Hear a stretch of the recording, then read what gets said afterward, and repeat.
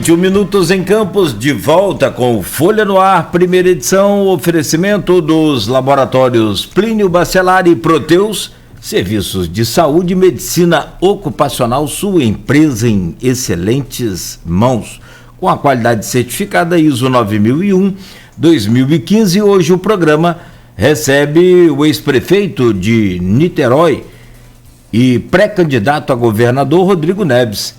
Neste bloco eu chamo aqui o Arnaldo Neto para fazer a abertura e essa primeira pergunta. Arnaldo, volto com você.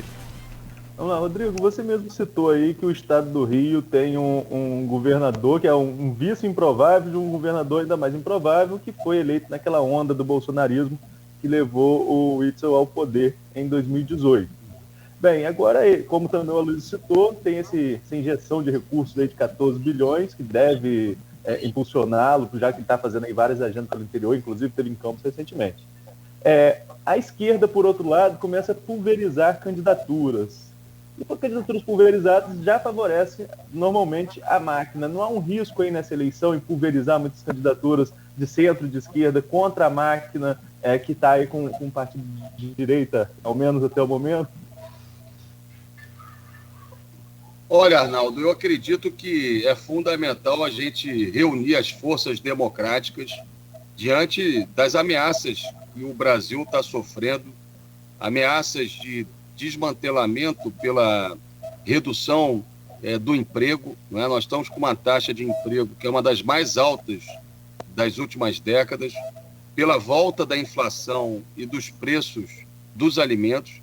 É realmente impressionante como que tudo aumentou, né? O gás em algumas regiões do Rio já está mais de R$100. Evidentemente que essa é uma situação gravíssima, porque de um lado você tem desemprego, o aumento da pobreza. No caso do Rio de Janeiro, a pobreza e a desigualdade aumentaram 2 vezes mais do que o Brasil nos últimos 4, 5 anos. Além da inflação, além do desemprego, nós temos uma situação de descontrole da pandemia. O Brasil é o pior exemplo no cuidado com a vida no contexto da pandemia no mundo, e temos uma situação grave também de ameaça às instituições e à democracia. Então eu penso que nós temos que reunir as forças democráticas, independente de fronteiras partidárias e políticas. E no caso do estado do Rio de Janeiro, isso ainda é mais grave, porque a situação do desemprego e da pobreza no Rio é pior do que no Brasil. A situação da pandemia no Rio de Janeiro é pior do que no Brasil. Se nós não tivéssemos o Butantan e a Fiocruz fornecendo essas vacinas, nós estaríamos numa situação muito ruim agora com a variante Delta. Essa variante Delta iria arrasar o estado do Rio de Janeiro e ia tirar a vida de muito mais gente no contexto da pandemia. E se nós não tivéssemos a vacina do Butantan e a vacina e a produção da Fiocruz aqui no Rio de Janeiro, e eu acredito que é necessário fazer essa união de forças democráticas. E eu acredito que isso vai acontecer até o ano que vem, né? Eu tenho conversado com lideranças políticas de vários segmentos, de várias forças políticas do Rio de Janeiro. Eu acredito que isso vai acontecer e, junto com a experiência testada, aprovada da governança, junto com um programa que responda realmente àquilo que são as expectativas do povo do Rio de Janeiro, não vai ficar difícil fazer a avaliação em relação a um governo que é a sucessão do Witzel, um governo que não apenas não reverteu, mas com seu negacionismo, com a sua incompetência, agravou os problemas do Rio de Janeiro. Rodrigo, deixa eu pegar a carona na pergunta do Arnaldo, mas eu vou fazer 2 perguntas novamente. Arnaldo falou em divisão do campo progressista, estava se referindo, por óbvio, quero crer que a você, que é uma candidatura de centro-esquerda, já teve no PT, depois no PV, está no PDT, e a Marcelo Freixo, né? Só do PSOL para se candidatar pelo PSB. Mas essa divisão, quer dizer, ontem, o Lauro Jardim, várias colunas de análise política, recolocaram o Mourão de novo no jogo, né? Se você não acha que, se Mourão entrar no jogo, isso também não divide a direita e centro-direita? E a segunda pergunta, eu perguntei aqui, entrevistando o Eduardo Paes, se ele era a noiva preferida para os pré-candidatos, pelo menos ainda, a governadora no próximo ano.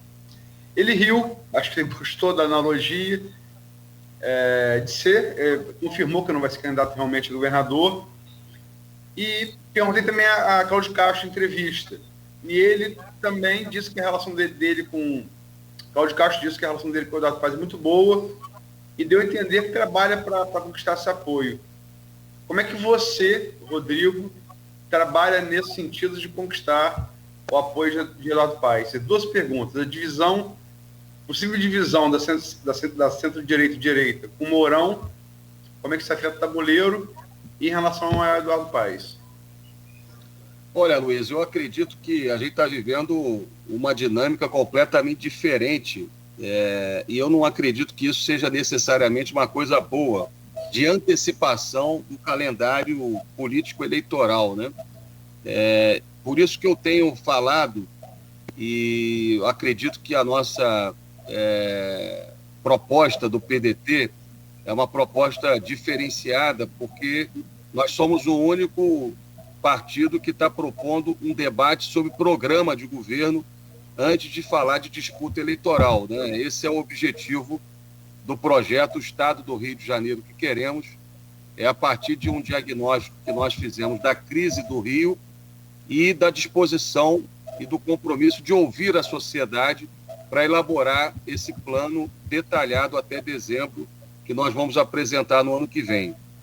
De qualquer forma, o calendário eleitoral foi antecipado e, como você disse, ainda tem muita água para rolar debaixo da ponte, e eu penso que é muito provável uma outra candidatura nesse campo bolsonarista, que pode ser a candidatura do Mourão ou pode ser uma candidatura de uma outra candidatura. Eu acredito que seja muito provável que isso aconteça, pelo menos as informações de bastidores que a gente tem de que isso vai acontecer.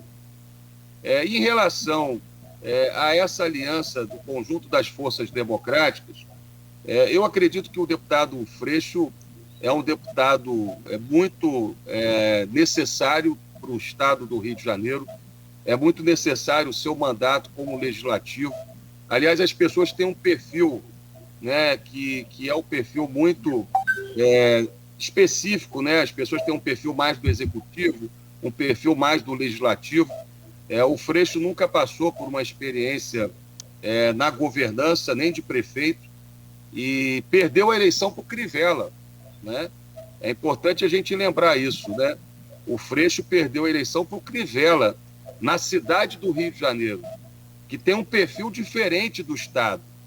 O Estado tem um perfil ainda mais diferente do que a cidade do Rio de Janeiro.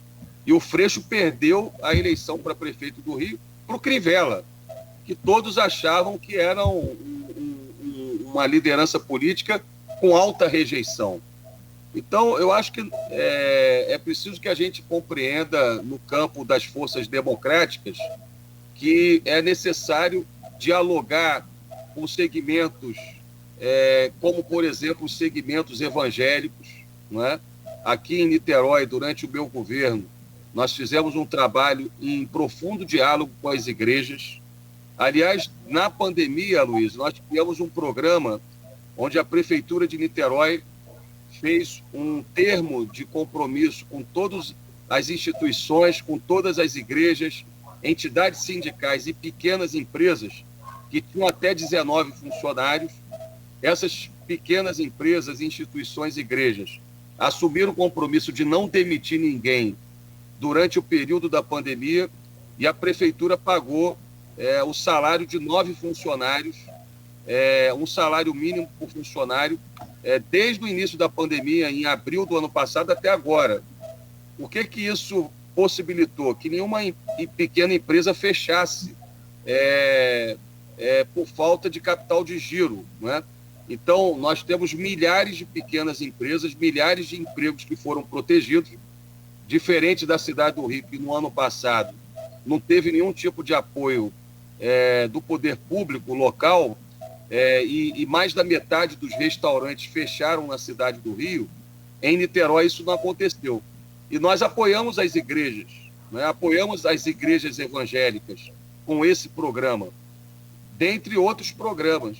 Então nós precisamos trazer para o diálogo da reconstrução do Estado o segmento das igrejas, que é um segmento importante, né? No sentido de proteger as famílias, de apoiar os programas de proteção às famílias. Da mesma forma, a gente precisa trazer as lideranças empresariais, né? E a nossa experiência testada, aprovada na governança, é que nós fizemos um governo pró-empreendedor, e é isso que a gente precisa no Rio de Janeiro, ter um governo que aposte e acredita na força dos empreendedores do Estado do Rio de Janeiro. E também aquilo que você comentou, construir uma aliança sólida que seja capaz de viabilizar não apenas a eleição, mas a reconstrução do Estado. Eu acredito que esse diálogo entre o grupo político que eu lidero, né, do PDT, né, com a experiência de muitos anos em Niterói, testada, aprovada, com o grupo político do prefeito Eduardo Paes, né, do ex-presidente da Câmara, Rodrigo Maia, o ex-prefeito César Maia, eu acho que esse diálogo é um diálogo muito positivo e que caminha para uma convergência, porque nós temos experiências bem-sucedidas na administração do Rio e na administração de Niterói, e a gente tem dimensão de que acima das diferenças ideológicas e partidárias está o compromisso em resgatar o Rio de Janeiro. Então, eu acredito que esse namoro que nós temos aí com o grupo político do prefeito Eduardo Paes, um dia vai chegar em casamento. Esse negócio de namoro é metáfora bolsonarista, hein? Rodrigo, eu vou aproveitar aqui vários ganchos aí do Arnaldo, do Aloísio, do senhor mesmo. Arnaldo, né, colocou a situação desse vergonhoso currículo, né, do Estado do Rio de Janeiro, de 5 ex-governadores presos, mais um caçado agora, e, né, a gente viu aí. O Aloísio trouxe aqui também a novidade, né, do nome do Mourão, né, para o jogo agora. Eu vou fazer. O senhor falou que o Estado do Rio é o maior desafio, né, de governabilidade do país. Eu vou trazer para aqui, para o campo político, uma situação empresarial, comercial, que a gente acompanha muito bem de perto isso. Na área comercial, você precisa não só vender barato, porque o concorrente também vende, não só atender bem, porque o concorrente também vende, atende bem, não só ter variedade, por aí vai, todo mundo pode ter, mas você pode ter um diferencial chamado encantar o cliente. Aí você pega esses desencantos todos que os eleitores fluminenses tiveram nos últimos anos, porque tristeza de história, né? Imagino meus netos, seus netos, nossos netos, né, estudando a história do Rio de Janeiro, né? Que coisa triste. E aí eu pergunto ao senhor, como encantar o eleitor fluminense para ir às urnas agora, né, em 2022, né, Tom? Agora não, daqui, né, em 2022, para votar, independente da opção que ele escolher? Olha, Cláudio, a gente não pode errar no Rio de Janeiro no próximo momento eleitoral, né? De aventuras, o Rio de Janeiro, infelizmente, já sofreu, e o que a gente observou na cidade do Rio com Crivella, e agora no governo do Estado há 3 anos com o Witzel e o Cláudio Castro, é, de fato, uma experiência trágica, né? Como a gente tem conversado aqui ao longo do programa, o Rio tem a pior situação de desemprego do Brasil, o Rio tem a pior situação da pandemia do Brasil. Nós estamos com mais de 60 mil mortos no Rio de Janeiro pela pandemia nos últimos meses, e nós temos uma situação de segurança pública dramática, com as pessoas morrendo por balas perdidas e também pelo domínio do território por parte da bandidagem, do crime organizado. Esse quadro, como você disse, nos coloca numa situação que eu diria que é a pior situação que um povo pode passar, que é esperar sem ter esperança, né? Esperar sem ter esperança é muito ruim, porque as pessoas ficam prostradas, desanimadas. E a esperança, ela não vai ser despertada tão somente por palavras bonitas, ela não vai ser despertada tão somente com palavras ao vento. Ela vai ser despertada com um diagnóstico preciso das razões da crise, um diagnóstico preciso sobre a situação do Rio e, ao mesmo tempo, com a mobilização das melhores energias das pessoas de boa vontade, independente de posições político-partidárias ideológicas, no sentido de estruturar um plano de reconstrução com ideias e com projetos credíveis. E, finalmente, a esperança vai ser despertada com base no exemplo, né? Da esperança testada, da governança testada e aprovada. Eu, quando assumi Niterói em 2013, Niterói tinha vivido aquela tragédia do Bumba em 2010, que desorganizou profundamente a administração de Niterói, e eu assumi a cidade com uma dívida que correspondia a 10 anos de investimento, uma cidade quebrada, como está quebrado o Rio de Janeiro. Eu assumi a cidade com seu orgulho ferido e sem projetos de curto prazo, quanto menos projetos de médio e longo prazo.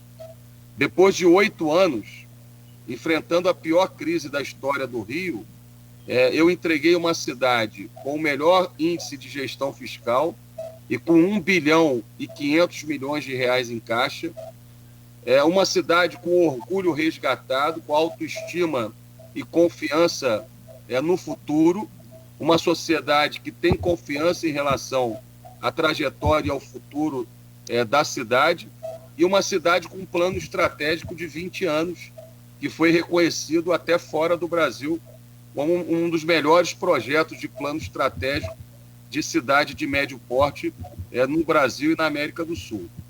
Eu acredito que é possível fazer isso no Rio de Janeiro, porque Cláudio, Aloysio, Arnaldo, nós temos as condições territoriais, nós temos um estado que não é muito grande, mas ao mesmo tempo um estado que tem riquezas extraordinárias, como é o caso do petróleo e das terras passíveis da agricultura, para a agricultura e que não são aproveitadas. Nós temos condições demográficas, nós temos a maior proporção de mestres e doutores do Brasil, nós temos o Rio de Janeiro com uma história, na história do Brasil, muito forte, né? Tem muita gente querendo ajudar o Rio de Janeiro, fora do Rio de Janeiro, no Brasil e fora do Brasil. Quando você fala do Brasil na Europa, nos Estados Unidos, com todo o respeito à força econômica de São Paulo, as pessoas falam do Rio de Janeiro. Então, o Rio de Janeiro tem um potencial de superação dessa crise com a força do seu povo. Agora, o que a gente precisa é de um plano estratégico, de um projeto de desenvolvimento que seja capaz de despertar e mobilizar essas energias. Então, esse é o caminho, Cláudio, para a reconstrução do Rio de Janeiro. Apesar de hoje estarmos com os nossos cidadãos morrendo na pandemia, morrendo por balas perdidas, nós podemos transformar o Rio de Janeiro no estado da esperança e da vida. E é esse o nosso propósito do PDT, e é esse o nosso propósito ao apresentar a nossa pré-candidatura nesse momento. Rodrigo, eu vou pegar um gancho, tem uma pergunta do grupo aqui de WhatsApp, foi da Silvana Venâncio, com relação a como você ecoar para os outros 91 municípios do estado do Rio de Janeiro a experiência que você teve em Niterói como prefeito, para usar isso como um palanque mesmo de campanha a governador do estado. E ela pergunta se isso é suficiente. E eu aproveito para engatar uma outra pergunta.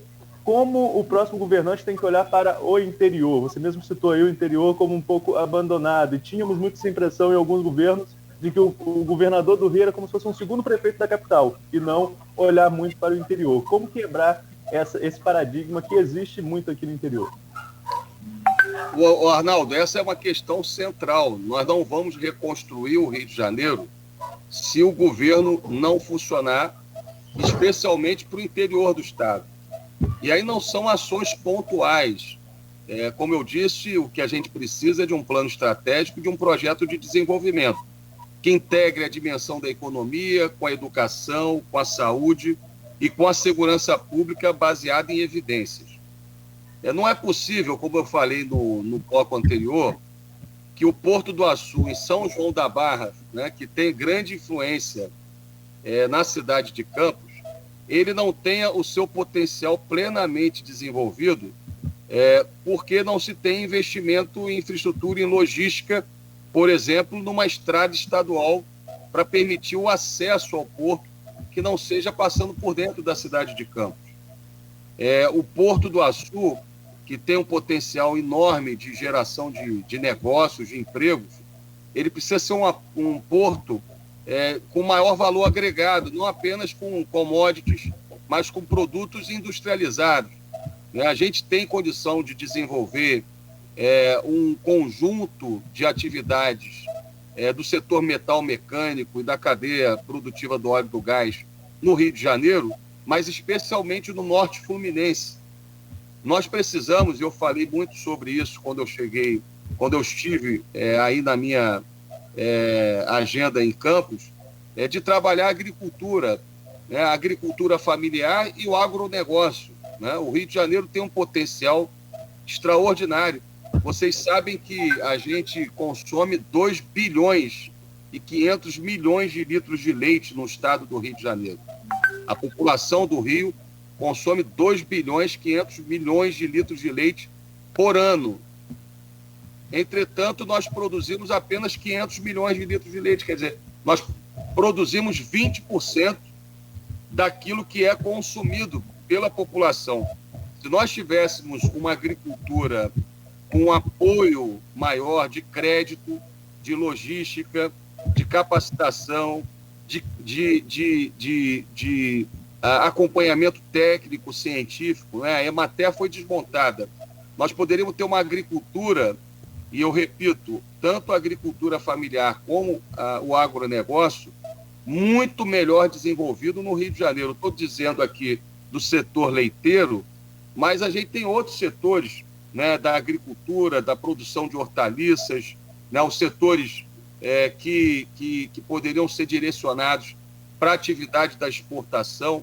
Eu tive aí na UENF e o reitor comentava comigo que tinha alguns setores que gostariam de trabalhar com a universidade a produção de soja, a produção de produtos para exportação no norte fluminense, e muitas vezes esses produtores vão para o Mato Grosso, para o Espírito Santo, porque não encontram um ambiente favorável no norte fluminense e no estado do Rio de Janeiro.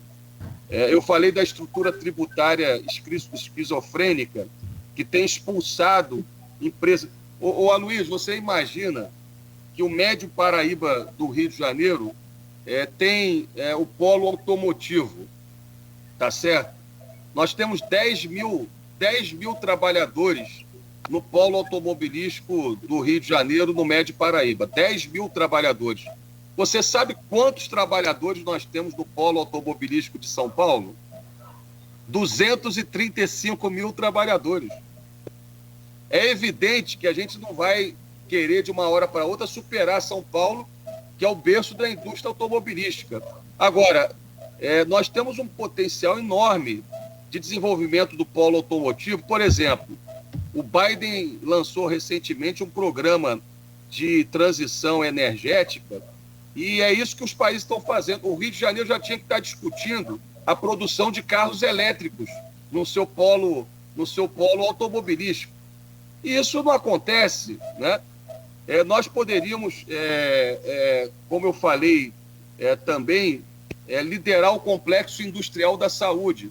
Nós temos a Fiocruz, nós temos grandes universidades como a UFRJ, com a COP, nós temos a UF, a Universidade Federal Fluminense, a UERJ, né, que está sendo desmontada pelo atual governo do Estado, a UESO, a UENF, que está sendo esquecida pelo atual governo do Estado, a UENF que tem um papel fundamental no desenvolvimento do Norte Fluminense, o Vital Brasil, Arnaldo.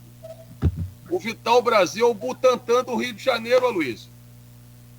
Eu, semana passada, tive um almoço com o governador de São Paulo, o Dória, lá na sede do governo do São Paulo, e ele falava para mim com orgulho do Butantan, e a gente tem aqui o Butantan do Rio de Janeiro, que é o Vital Brasil, que infelizmente está sucateado.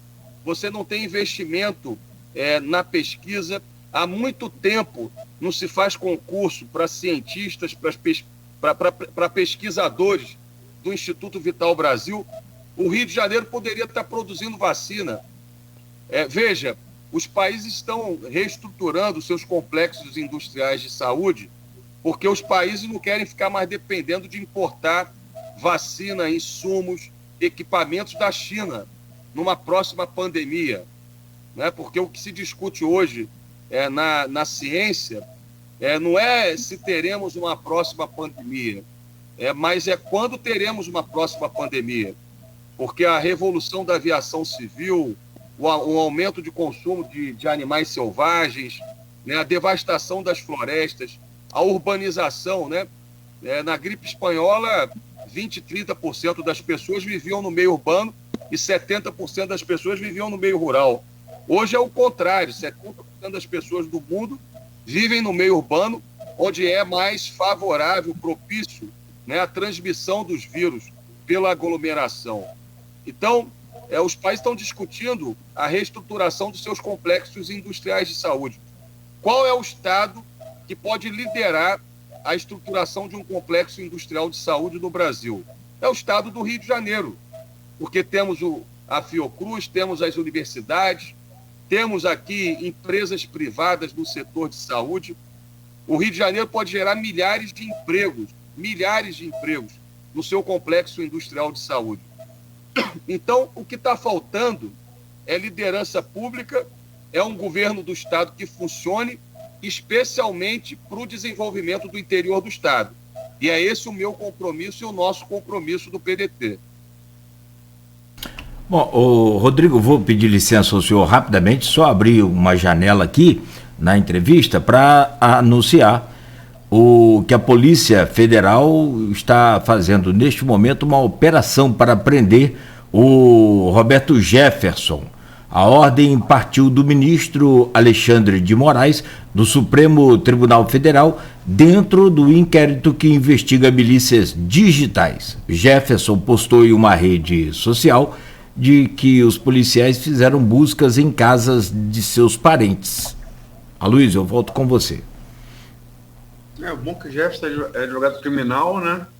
Vai poder se defender de repente. Mas, enfim, pegando esse gancho dessa notícia que o Nogueira deu, e está em todos os sites realmente, a importância, Rodrigo, como você mesmo disse, o Rio ainda é a principal referência brasileira para o mundo. O Rio ainda é órfão da condição de capital da República. Como você bem disse, Marquês de Pombal trocou de Salvador para o Rio, e o Juscelino trocou do Rio para Brasília. E o Rio se sente ainda capital da República. Então, o Rio costuma reverberar as grandes questões nacionais, né? E, ao mesmo tempo, eu tenho visto pesquisas, você, logicamente, que vê bastante também, é interessante porque todas as pesquisas apontam que hoje, pelo menos, 14 meses da eleição, o antibolsonarismo hoje é maior do que o antipetismo. No Rio, não. Eles são muito mais próximos do que ocorre no resto do país. Então, como é que você vê essa polarização? Logicamente, 14 meses, falta muito tempo, mas essa polarização que hoje se apresenta entre Lula e Bolsonaro, e quais as consequências disso para o pleito do governo do Estado, e trazendo para o seu passado. Teve no PT, né? E também o fato que você conversou com Dória, você tem, logicamente, canal de interlocução com Lula, já tem estado lá, e você tem um candidato também forte, seu partido tem um candidato forte também para a terceira via, que é o Ciro Gomes. Como é que você vê essa discussão nacional e o reflexo disso na disputa do governo do Estado e na sua própria pré-candidatura? Olha, Luiz, eu acredito que, evidentemente, a crise do Brasil é muito grave, né? O Brasil tem hoje uma imagem internacional completamente devastada. Como você sabe, eu estou atualmente fazendo uma atividade como pesquisador convidado na Universidade de Coimbra, né? E tenho desenvolvido um estudo sobre a pandemia e a governança em vários países. E, de fato, o Brasil, seja porque com o negacionismo foi e tem sido o pior país no enfrentamento à pandemia, seja porque o Brasil, infelizmente, não tem dado atenção às questões relacionadas ao meio ambiente, né? E nós temos hoje uma situação terrível, onde o ministro do Meio Ambiente do atual governo federal é acusado pela Polícia Federal de participar de um esquema de contrabando, né, de madeira, enfim. Isso é muito grave, gravíssimo, né? A floresta amazônica sofrendo uma devastação que é a mais grave, o desmonte das instituições relacionadas ao meio ambiente, né? O pouco caso com a questão dos povos originários, né? com a população indígena, e mais recentemente as ameaças abertas às instituições e à democracia. Então, o Brasil está muito isolado do mundo, né? Talvez somente a Coreia do Norte hoje tem um grau de isolamento internacional que o Brasil sofre. É um isolamento dramático, né? Com o novo governo dos Estados Unidos, que tem direcionado a agenda externa para a preocupação com esses temas que eu mencionei, o isolamento do Brasil aumentou ainda mais, né, em relação aos Estados Unidos, à Europa, né? E isso precisa ser revertido no debate da eleição do ano que vem. O país precisa se concentrar naquilo que importa para a vida das pessoas, né? A geração de emprego e renda, o cuidado com a saúde, né? Tirar as pessoas, né, do SPC, né?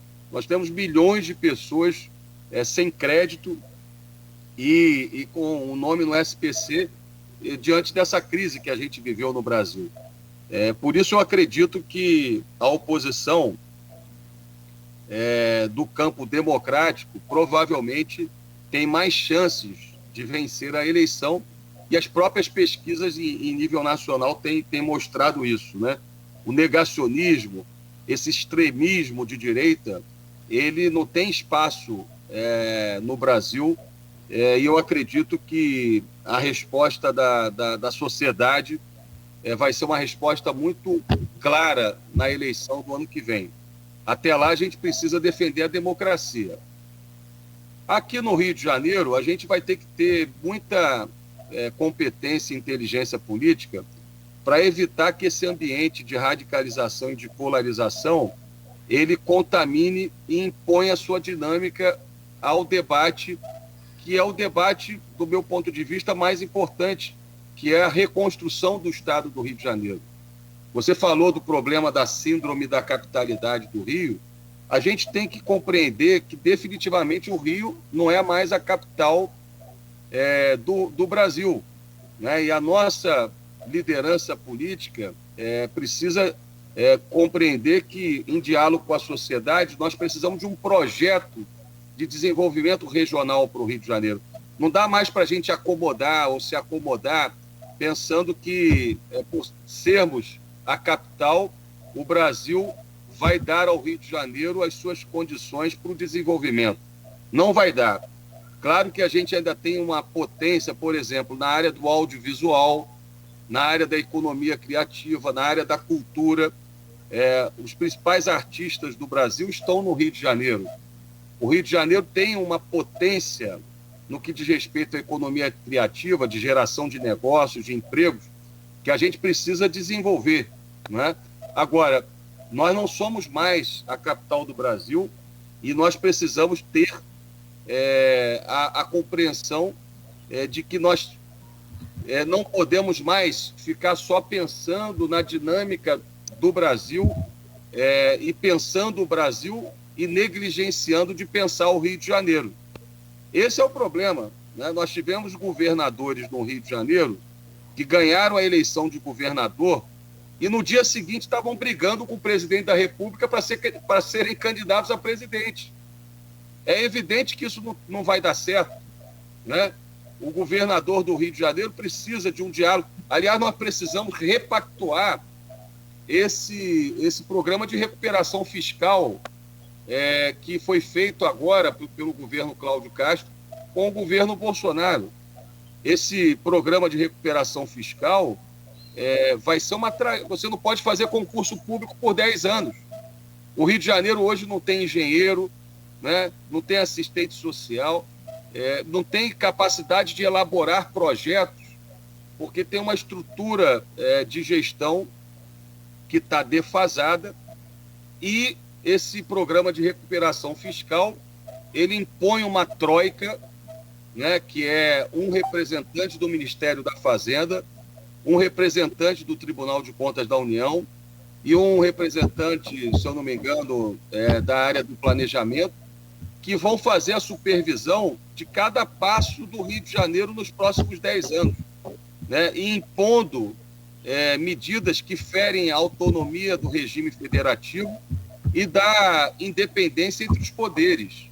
Então, é gravíssimo que o programa de recuperação fiscal comprometa a autonomia federativa e a independência entre os poderes. Então, o governo do Estado precisa de um bom diálogo com o governo federal. Eu tenho um candidato, que é o Ciro Gomes, é o candidato do PDT, mas nós vamos construir, Luiz, um palanque duplo ou triplo em torno de nosso projeto no estado do Rio de Janeiro. Nós vamos dialogar muito com as forças democráticas, nós estamos dialogando muito com o governador Dória, com o PSDB, com o ex-presidente Lula e lideranças aqui do Rio de Janeiro, do PT, e vamos buscar reunir as forças democráticas, porque, como eu disse, a reconstrução do Rio de Janeiro tem que ultrapassar as fronteiras ideológicas e políticas. Rodrigo, são quase 9 horas, acho que Cláudio Nogueira daqui a pouco vai caminhar para os seus agradecimentos finais, sua posição final. Eu só queria te fazer uma pergunta que eu faço a todo mundo aqui, e você conhece muito bem as 3 esferas de poder. Acho que até de Campos talvez você é que menos conheça, você conhece muito bem a federal e a estadual. De Campos você conhece bem também, até pela intimidade que você teve na eleição aí. E você mesmo falou, tá dedicado à vida acadêmica, né? Tá acostumado com nota. Então, vou te pedir de 0 a 10, de maneira, e uma justificativa de maneira sucinta aos governos Jair Bolsonaro, Cláudio Castro e Vladimir Garotinho.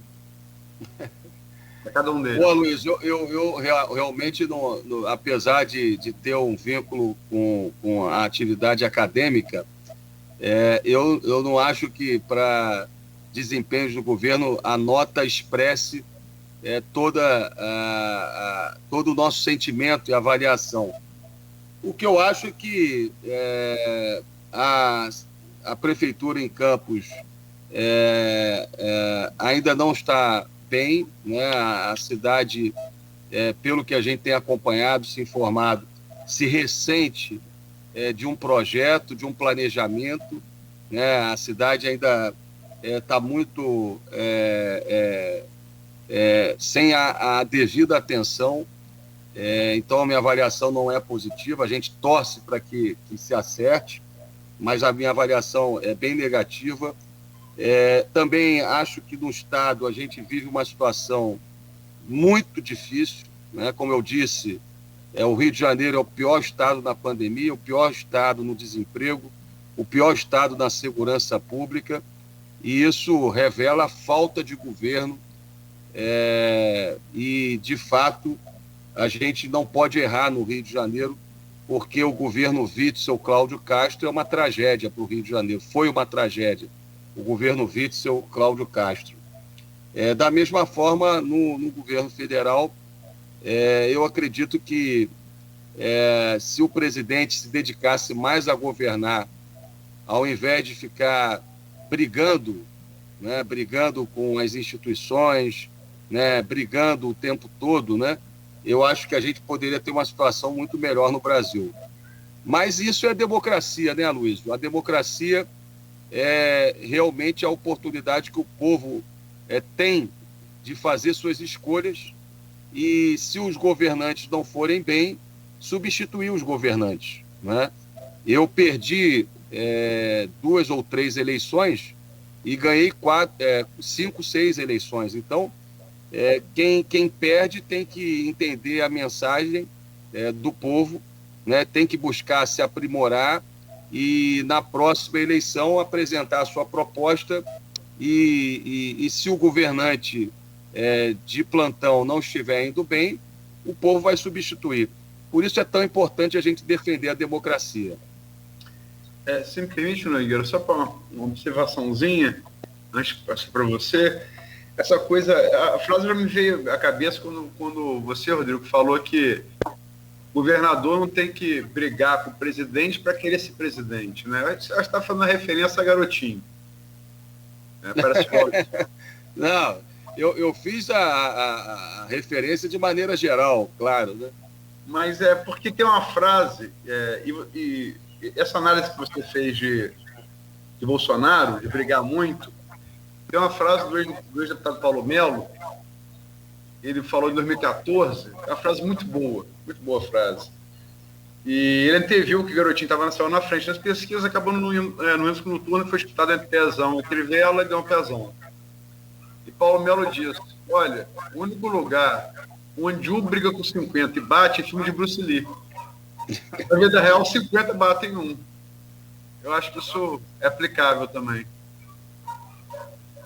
Eu não tenho dúvida, né? A população, quando escolhe um governante, escolhe o governante para governar e para resolver com a sociedade os problemas que existem, né?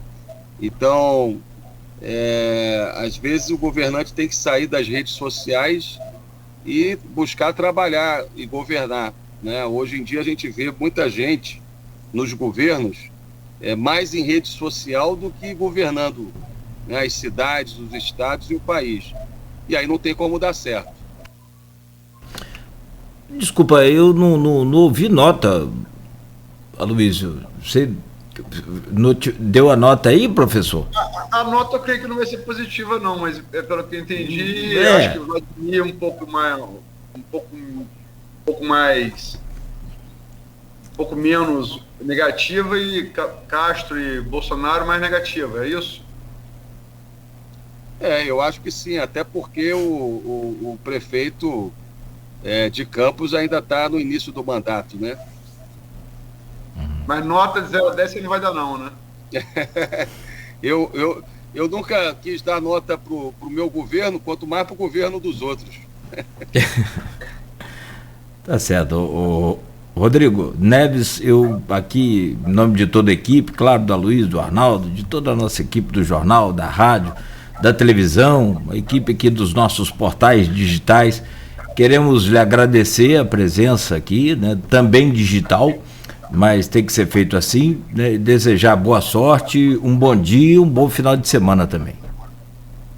Olha, Cláudio, foi um prazer estar com vocês aqui por quase 2 horas, né, com o Arnaldo, meu querido Aloysio Abreu, que eu tenho profunda admiração como profissional, como jornalista, toda a sua família que construiu esse projeto extraordinário da Folha.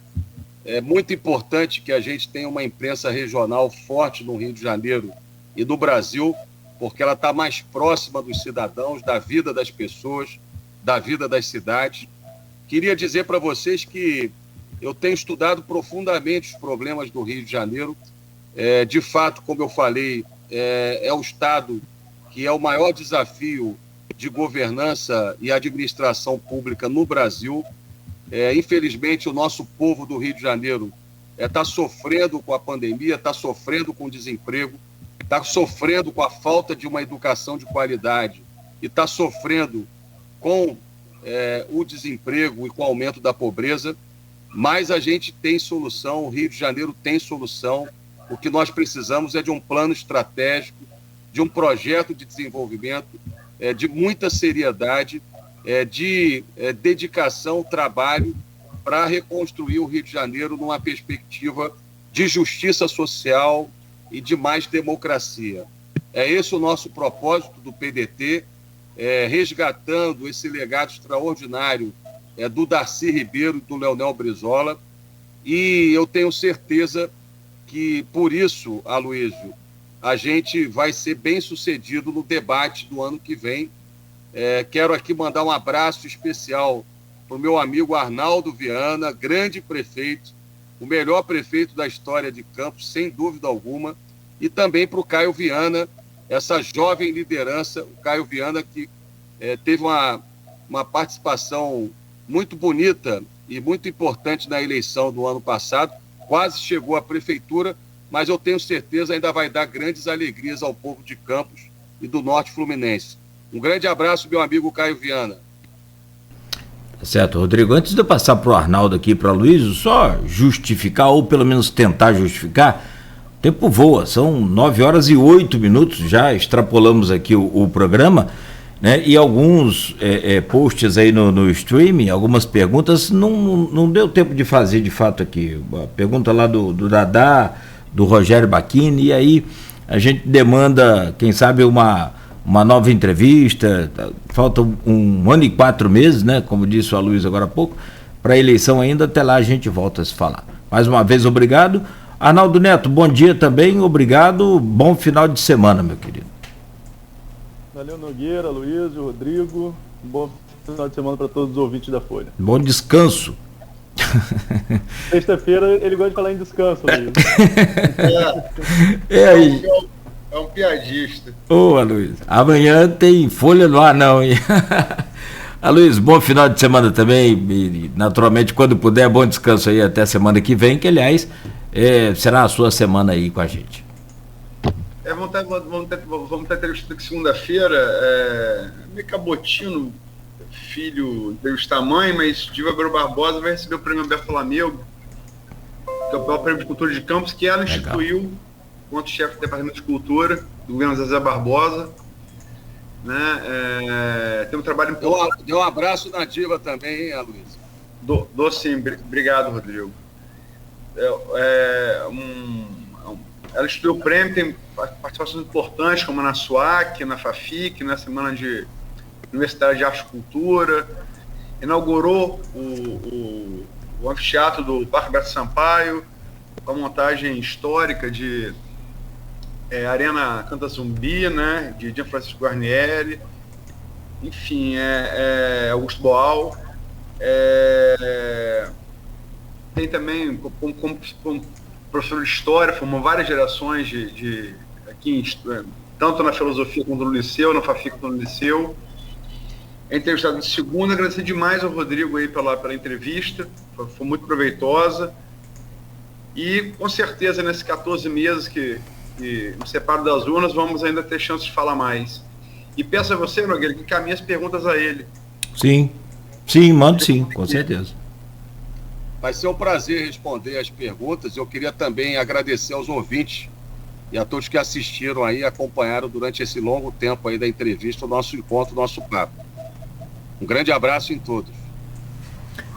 Obrigado, Rodrigo. Um abraço também.